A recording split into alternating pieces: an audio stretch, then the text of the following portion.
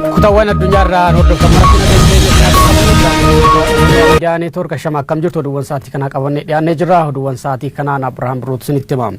Jalqaba irratti godina Guyyaa Gumeel Dalloo ganda bobbaa fi malkaa gubaatti namoonni nagaa hidhattoota daggalaa jiranii fi raayyaa ittisa biyyaatiin ajjeefamaa jiraachuu jiraattonni bilbilaan OMN itti himan. Ajajaan waraana bilisummaa Oromoo kan Gujii dheeda Liiban obbo Liiban Gurraacha raayyaa ittisa biyyaa mootummaa biyya bulchurraa amantaa waan hin qabneef nuun wal loluu hin fedhuu kanaaf isaan keessaa qaamni odeeffannoo nu kennullee ni jiru jedhan. Gama mootummaatti yaada jiru caqasuuf yaalii goonus qondaalonni mootummaa deebii nu kennuu hin barbaanne waahilli koo Guyyoo Waariyoo oduu kanarraa hafisinitti. Konya Gujii baana Gumeel Dalloo dheed malka gubaa raayyaan ittis biyya nama horsiifate bulaa maqaan isaa Rogoolis Caroo jedhamu qaamidhate bosona jiru waliin wal quqqabdi jechuun ijjeesu jiraattonni dubbaatu. Kun kanaan adoo jiru gareen hidhatte sochoottuun illee naanum Gumeel Dalloo kan gandi boobaatti haleella halkan raawwattee milishaa uummata nam lamboruu dhokataatiif huqqan ajjeesu jiraattonni bilbilaan Oromiyaa miidiyaa neetwoorkitti himan. Jirra bo isi maalti ta gurbaa bittaamu wadaddagaa jirra. Milishaa fi beekta raayyaa itti biyyaalanii. Ayyee.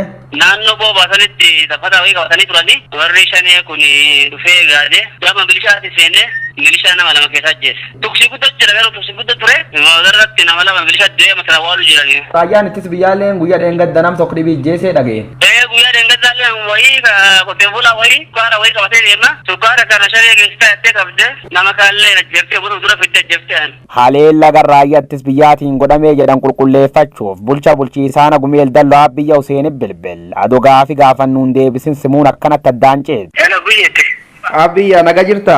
Nageenyi baraadha fayyaa. Akkam fayyuma masmar gubbaa jirtanii abiyya Useen nageenyi baraadha? Nageenyi baraadha galata waaqayyo jajjaboo jira. Jajjaboo galata waaqa mee halee malee guyyaa dheengadda naannoo Gumeel Dalloo sun halee nama tikfate bulaa wayii raayyaan ittis biyyaa ijjeesee jedhani nama Simuu biyyaa tanir deddeebina yaalle dadhabnaatti gaafatama bulchiisaaf nageenya godin Gujii bilbille deebii akka nuu kennu hin dandeenyutti mee bilbilnu irra cufaa'e. Ani Guyyoo Waariyoo OMN irra sanii bilbilaas mee godina Gujii aana Gumeel Dalloo gandi malka gubaatti raayyaan ittis biyyaa uummata nagaa keessaa nam wayii tokko horii tiffatijjeesee dhageenye namni sun akkamitti du'e yoo qabaatan. Yaad nuu kennu hin dandeettu.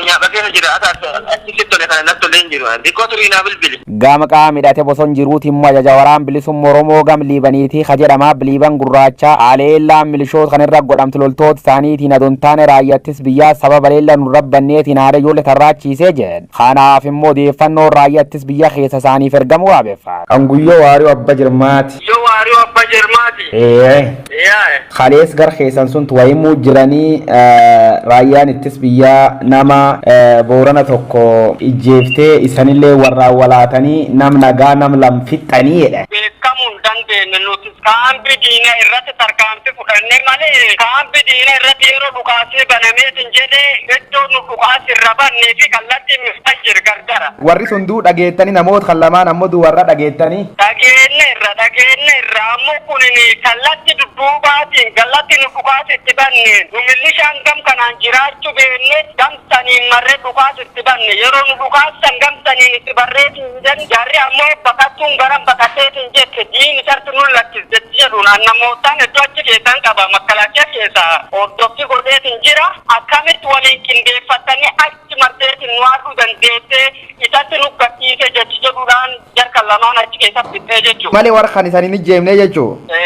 Tarkaanfii nu fudhanne kaambii irratti kallattii milishaan jiru irra gorreetiin kallattii biraatiin fudhanne waan ta'eef kun tarkaanfuma warra fudhatee jechuudha. Okay, isa namni qaami isaan dhimma walirra qabdaniin ka walaataniin qaama makkalaakayaa moo qaama milishaa kanallee agartaniin ijjeeftan. Armaan durallee namootni akkanumatti nami Booranii ijjeefamuu dhageenye warsun keessa hagalee am kottobbifa parpasii akkuma isaan ijjeeftanii uummati dubbataa hottoola tokko fan kaasanii qaamii keessaniyyuu makkalaakaa qofaa miti qaamii keessaniyyuu nama ijjeesuuf dedeebanii dubbatanii kuni nagam dhugaa. Waan soba jarri sobumaan bulaa jirti jarri sobumaan uummata kana dhuguugaa jirti kun dhugarra fakkaatee nujar lakkisi ragaadha dhiyootana nama liiban karaa jedhamu qaama poolisii keessa qabne turre qaamsa nu gadhiifne jirra kunu nu ragata. Qaama hidhatee bosona jiruuf raayyaan ittis biyya waliin hojjetu saniin jedhan kanarra maal jettan jenne gaafii gaafanneef raayyaan ittis biyya mootummaa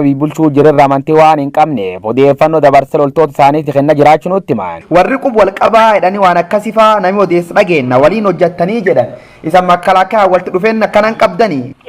Sabboontoonni Oromoo achi keessatti waan argamanii jiraniif ilmaan Oromoo kanneen odeeffannaa irraa argannu kanneen odeeffannaa warraatiif haal sochii warraatiif haal qindoomin warra nuu gabaasan achum keessa jiru.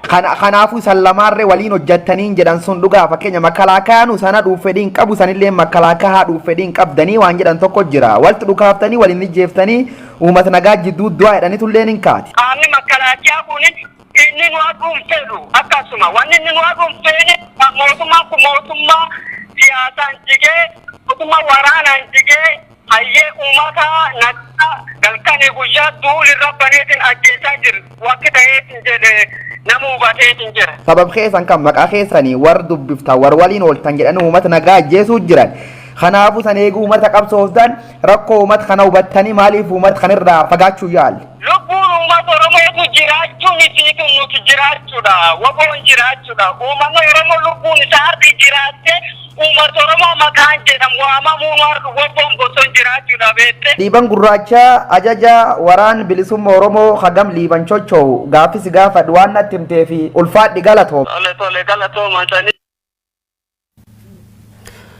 Sidaa yaadannoo goota Oromoo ajajaa dhibbaa Maammoo Mazammiriif dhakaa bu'uuraa kaa'uuf sagantaan hawaasni godina Shawaa Lixaa magaalaa Guddarii fi naannoo ishee qopheessan humnoota nageenyaa mootummaatiin akka dhorkame dhageenye. Sagantaa kana gabaasuuf kan garasi malee riippoortarri keenya Abdusalaam Hasanillee sa'aatii walakkaaf humnoota nageenyaa mootummaatiin to'annoo jala erga ture booda galakkifamee jira. Abdusalaam Hasan dhimma kanarratti achuma Guddarii irraa bilbilaan haasofsiifnee jirra.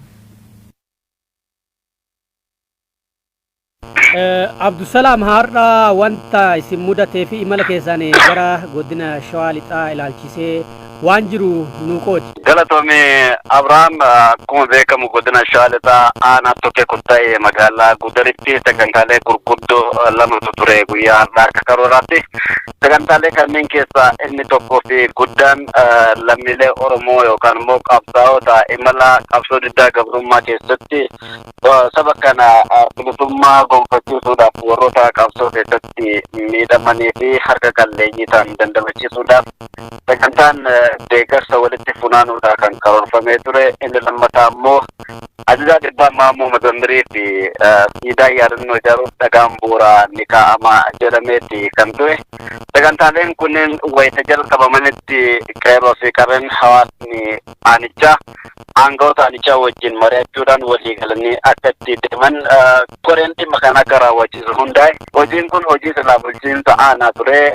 Hojii kana nurraa fudhachuu keessaniif galatoomaa jedhamanii hojii kana akka eegalsiifamaniidha kan nutti himame. Garuu haa ta'uti kaleessa yaamanii hojii kana duubaan ajandaa siyaasaatu jira. Sagantaa hin jiru jedhamee akka haqifamanii akka haqanii fi akka dirqamsiisanii fi warroota sagantaan kunneen jiraachuudhaaf maayitii qabatanii mana keessa deemaa turaniif akka hidhaniidha. Ayyaana kana akka nuuf qoode nus sagantaan kun haqamuu isaa hin beeknu ni jiratti kan argine. Sababa kanaafis ganamaan garasitti imallee turre. Haa ta'uti Finfinnee irraa baanee hanga magaalaa Guddargeenyatti sakatta'insi fi qaamoleen nageenyaa daandicha dhuunfatanii argine. Magaalaa Guddar keessatti qaamoleen nageenyaa naannoo san kamarsanii argine. Waraana gurguddaa hidhataniis olii gadi fiiguun itti yaadamee hawaasa sodaachisuudhaaf sochiin godhamu akka jiru kan argine.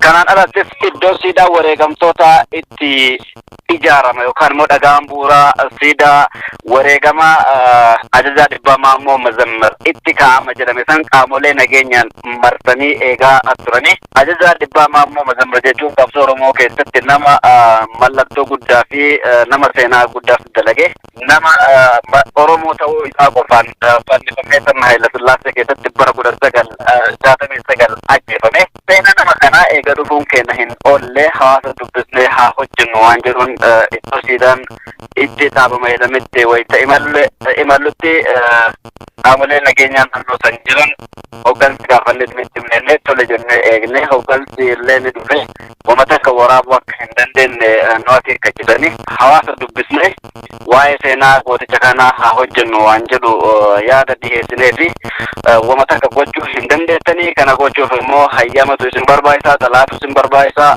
waan jedhu yaada hedduu nuu kaasanii qaamoleen nageenya lakki nuti yaada lammiilee keessa sochoonee odeeffannoo hawaasarraa fuudhuudhaaf seerri dirqama akkasii adeemsa akkasii kana akka deemnu dirqamsiisuu hin jiru waan jedhu kaasnee fi jidduma kanatti egaa waa'ee dimokiraasii waa'ee heeraa fi seeraa waa'ee olaantummaa seeraa ati nun barsiistu jechuudhaan to'annoo jala nu oolchuudhaaf dirqamanii koreewwan jiranii fi qaamoleen garagaraa walitti bilbiluudhaan naannoo san dhiibbaa yoo godhan dhiibbaa guddaadhaan gaddina lakkisuudhaaf dirqamanii ergasii booda dhiibbaa qaamoleen nageenyaa humnatti fayyadamuudhaaf deemaa jiran qabatama yoo arginu naannoo san gaddisuudhaaf dirqamne.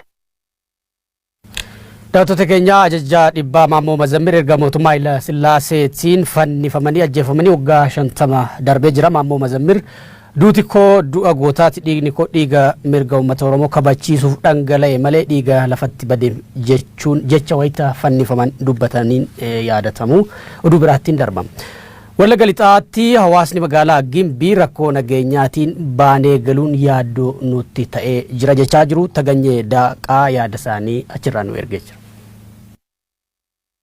Abbaa koo faadha koo garatti badhu dhabeen jira man ofii kooti garatti deemu dhabeen jira amma karaa deemuun baay'ee ulfaataa ta'eera 12 ta'inaan abbaasi tumee abbaasi reebee abbaasi kabalee abbaasi dhiituun beektu biyya akkasii keessa biyya abbaa qabu jechuun baay'ee ulfaataadha ati yeroo keetti baatii hojjettee sa'aatii barbaaddee nagaddee jireenya mataa kee hin jiraatu taanaan maal gibira mootummaa gabbarta maal kiraay manaa kaffalta ilmi hiyyeessaa tokko akkatti jireenya jiraata jechuun baay'ee ulfaataadha kanaatiif hadaraa kanan jedhu gama uummata lammii Oromootiinis ta'e gama mootummaatiinis ta'e sagalee lixa kana hadhagaamuun jechuun barbaada nama sirra deebi'ee wanta naasoo barbaadu. Dhimmi jiraachuu dhiisuu baay'ee yaaddoo jala nu gasheera. Gama sodaadhaan sa'aatii 12tti galla yoo jenne kun nu sobsiisu. Saayee tokko keenyaan qaama ermijaan irratti fudhatu iyyuu hin beeknu ammayyuu taanaan jechuudha. Kanaaf kunillee akka nu ilaalamu qaamni dhimma isaa ilaalatu biratti. Galgala saayee tokko taa'inaan deemuu hin dandeenye. Uummatuma nagaa fayyaadhuma jechuudha. Waan tokko balleessinee miti dafqinee bulla waan ta'eef badii biraa dalagnee miti. Lafumaan ka'ameedhuma yeroo itti reebamu nufaa jira yeroo itti caccabnufaa jira lafumaan ka'an hiriyoota koo kanan beeku namoota baay'een obstaalee kan cisanii jiran jiru anumti edee galgala mataa kansa yeroon hojii hojjedhe gaafa galu mana barumsaatiin galaa jirannaan yeroo qoratanii kan dhiisantu jira mattaawaqaatti agarsiiseera garuu mattaawaqaa maal si godhee yeroo naan jedhetu jira mattaawaqaa kan nuti baafanne immoo daftara qorannee kiisii keessa giddi ka'e deemu eenyummaa keenya ibsa waan ta'eef namni deemee ollaa moolii hubachuun illee baay'ee ulfaataadha waa'ee siyaasaa minee dhimmi nu haasofnu dhimma jiraachuuf jiraachuu dadhabuura jirramani ofii keenyaati nam tokko yoo nyaate yoo uffate yoo dhugeedha kan inni jiraatu lafa kanarra nu amma sadarkaa kanaaf dadhabaa jirra. Nageenyi immoo kan furamuu danda'u tasgabbiidhaan mariidhaan furama malee niitoorkii baduudhaan intarneetiin baduudhaan furamuu hin danda'u. Ammayyuu taanaan gara fuulduraatti mootummaan keenya nuti mootummaa keenya hin jaalanne yoomiyyuu taanaan garuu akka amma jedhamaa jiru kanatti isa kaleessa dhangaddaa kan miira kan garbummaa sararbe sanatti irratti dhufaa jira jechuudha. Namni walitti haasa'uun akka jireenya akka durii sodaateera jechuudha bakka ati anaan sodaattaa ansiinan sodaadhaa waan garaa kee keessa jiru walitti haasa'uun baay'ee ulfaataadha. Qellem Wallaggaa fi Lixxi Wallaggaa dirree waraanaa ta'ee jira. Nuti ammayyuu taanaan kan jennu siyaasa biraa keessa hin gallu waan biraa keessa hin gallu nagaatti jiraachuu barbaanna komaandi poostii nurraa ka'u niitoorkiin kan nuuf adiifamu finfinnee keessatti guyyaa tokko algaa qabachuudhaaf na dhokfatanii loonaan ati gimbiirraa dhufte waan taateef ati shaneedha yeroo naan jedhame jira garuu shanee miti Oromoodha. Orommaa koote immoo nan boona ammayyuu taanaan uummati keenya Lixxi Wallaggaa keessuma Qellem Wallaggaa fi Gimbiin baay'ee dararamaa humna warra keessa jira. Akka kanaan kan itti fufu yoo ta'e gara inni itti deemu iyyuu namaan galu. Maaliif yoo jette akka kanatti nama jallaa hojjete tokko gaarummaatti agarsiiftee yooma jallinan hojjetate iyyuu gaarummaatti agarsiiftee gara isa hawwatta wayini ofitti qabda malee hamaadhaan hin deebistu akkuma dubbii sagalee waaqayyootti iyyuu garuu kuni gama biraatiin mootummaan illikii gara hillikii gara gilliqii ilmi kan biraatti deemsisaa sababii jiruuf gara inni itti deemu baay'ee ulfaataa baay'ee sodaachisaa baay'ee waan nama jibbisiisudha. Filannoon dhufuu kan dhugaa fi walabaa akka ta'u mootummaan dhaabbilee morkattootaa akkasumas hawaasni hundi dursee nageenya biyyattiif hojjechuu qabaa jedhu dargaggoonni magaalaa Harar kan Oromiyaa Miidiyaa Neetwoork dubbise. Addatti immoo dhaabbileen siyaasaa Oromoo tokkummaa isaanii daran cimsachuun filannoo kanaaf waloon of qopheessuu akka qaban dargaggoonni magaalaa Harar gaafatanii jiru. Uudii Musaa yaada dargaggootaan ergee jira. Filannoon haala amma mootummaan biyya tanaa itti jiru kanaan filannoon dhugaadhaa filannoon haqa qabeessa ta'e ni gaggeeffama jee waan yaaduun qabu maalirraa kan ka'e kun karaa nagaatti yoo ka fudhannu taate uummata Oromootis ta'e uummattoota Itoophiyaa keessa jiran kana guutuun miidhamaa jiran maaliif jennaan kun mootummaarraa kan ka'e malee uummataa miti mootummaan waa hunda waan amma dura dabarre kana hunda uummataatu nagayaan fashaleessee waan isaan dhiibbaa uummatarra godhu jiran kana mootummaaf uummataa fashaleessu jira malee akka walitti bu'iinsi uumame filannoon nagayaa haqa qabeessa hin gaggeeffamne godhuu yaalu jiran mootummaan jechuudha. Uummatas ta'ee mootummaanis ciminaan nageenya isaa sirriitti tasgabbeessee wantoota nu gidduu seenanii tokkummaa keenya diigan kutaa fi amantii wantoota nu qoqqooduu barbaadan wantoota yaada keenya garagara facaasuu barbaadan maaliif garaagarummaan keenya kun kutaa fi amantii nu qoqqooduudhaan waggaa 150 ittiin fayyadamaa ture jechuudha. Diinni kanaafuu wanta kana akka hin taane ciminaan tokkummaa keenya jabeessinee kutaa fi amantiidhaan osoo hin waliin qoqqoonne ummatinis ciminaan jiraachuudha qaba. Dhaabbilee morkattoota irraayis nageenyi mirkanaawaan jiraachuu qaba. Akka chirchaaroodhaan takkaa'u federaalizimii haqaa irratti akka milkooyinuu fi bakka bakkatti mummuramnee sagalee uummata Oromoo kana akka hin mummurre akka hin hanne akka hin hatamne akka chirchaaroon hin gurguramne taasisuu irratti gahee olaanaa akka ba'aniin dhaamsa dabarsuun barbaada. Akka dhalataa Oromoo tokkottis wanniinaan hawaasa keenyaaf qeerroo qarreeteenyaaf wanniin dhaamuu barbaadu nageenyi mirkanaawaa ta'e duraanuu akkuma mirkaneessinee jirrutti nageenya mirkanaawaa ta'e akka eeggannu filannoo kanaaf ittiin waa ga'u jechaadha. Qophii xumuruu akka qabnuun dhaamsa dabarsuu barbaada. Gara paartii morkattootaatti yoo ni adeemnu taane paartiin Oromoodhaaf Oromoo ceesisna jedhanii yaadan. Paartii akka beenutti paartiin sadeen tun sagaleen Oromoodhaa akka chirchaaroon taane Jawaar waan kana guddisee dubbachaa ture. Sagaleen uummata keenyaa chirchaaroo akka hin taane isaan hundi nuuf filatamaa osoo hin ta'in akkamitti uummata keenya kana guddifnaarra yaadanii jechuudha. Paartii isaanii takka godhatanii jechuudha. Waan harkatan walitti dabalanii sagalee tanaan akka uummata keenya ceesisaniin isaanii dhaamsa dabarsuu barbaade jechuudha karaa gamaa kiyyaa. Filannoon bara kanaa haqa qabeessa akka ta'uuf uummata irraa wanni eeggamu ummanni akkuma jiru nageenya isaa tiifachuu danda'uudha qaba. Qabsaawee akkasumatti mootummaan raayis wanni eeggamu nageenya haala daran cimina qabu ummataaf akka gartee filmaata kanarratti rakkoon akka uumamne cimee fooyyessuudha qaba. Cimee eeguudha qaba. Kun nageenya eeguu irratti mootummaanis gadi fageenyaan cimina qabaachuudha qaba. Ummannis harka wal qabatee tokkummaadhaan jiraachuu danda'uutu isaanirra jiraata waan jiruun kaasu barbaade jechuudha. Addi bilisummaa Oromoo Walloo magaalaa Kamiseetti waajjira saabanate waajjirri addichaa akka Walloo kun nuuf addaa jedhan qondaalli adda bilisummaa Oromoo obbo Lammii Beenyaa. Obbo Lammii Beenyaa magaalaa Kamiseerraa bilbilaan dubbifnee jirra yaada isaanii kanooti. Waraana saddeet kuma lamaa fi digdama waajjira adda bilisummaa Oromoo yeroo jalqabaatti magaalaa Kamiseetti banamee jira. Waajjirri kunis yeroo dheeraadhaaf qophii yeroo dheeraa argatti godhamee booda kan godina sana keessatti kan baname keessaa isa jalqabaata jechuudha. Waajjira kana banuurratti seensa shanee gumee adda bilisummaa Oromoo jaalibsaan aga'oo akkuma kanas seensa shanee gumee adda bilisummaa Oromoo jaalibsa.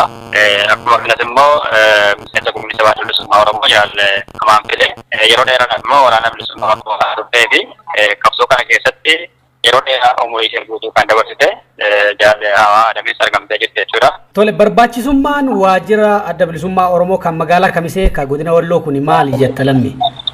Adda bilisummaa Oromoo bakka sabni Oromoo jiru hundatti waajjira sabanee mata Oromoo jaa'u sagantaa siyaasaa isaa barsiifachuu akkuma kanas immoo humna Oromoo ijaaruu irratti yeroo isaa guutuudhaaf kan hin dabarse addatti immoo xiyyeeffannoo addaa goonee kan nu ilaallu immoo godina addaa Kamisee kana kan nu irratti xiyyeeffannee jiru sabni kun akkuma beekamu waraana yeroo dheeraa irratti banamee jira. sabni keenya walloo waraana waggaa afurii olii isaan kana keessaa eenyummaa isaa aadaa isaa amantii isaa eeggatee yoona kana ga'e saba kana fi siif jira jennee bakka kanatti argamnee waajjira keenya banannee sagantaa siyaasaa keenya barsiifannee uummaticha ijaarree qabsoo isaa wareegama isaatti firii gochuudhaaf kan xiyyeeffannoo kennedha jechuudha. Gama kan biraatiin immoo filannoo 2012 deemna. Filannoo kanaafis immoo uummata kana qopheessuun barbaachisaa waan ta'eef waajjirri kun bakka kanatti banamuun baay'ee iddoo guddaa xiyyeeffannoo guddaan kan itti kennamudha jechuudha. Tole ummati miira akkamii keessa ture deeggartoonni fi miseensonni addichaa naannawaa sana jiran hammam dammaqina qabu? Walumaa galatti uummanni keenya walloo adda bilisummaa Oromooti wajjin hidhatee yeroo dheeraadha. Ijoolleen isaa hedduun waraana bilisummaa Oromoo keessa turanii qabsaa'ota hedduutu bakka kanarraa biqilee hooggantoota hedduutu bakka kanarraa biqilee koo kanas immoo dhaloota hedduutu uummata kanaaf wareegame bilisummaa Oromiyaa keessatti shoorri uummanni walloo taphate baay'ee guddaadha.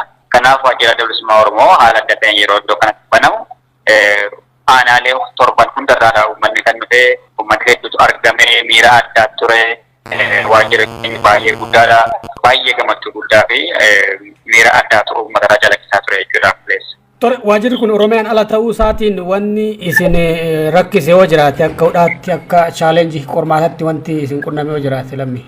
Ani wanta inni tun tuqeen darbu inni darbuu hin barbaanne tokko inni godina inni addaa kuni komaandi poostii jala jira. Kun baay'ee waan nama gaddisiisudha.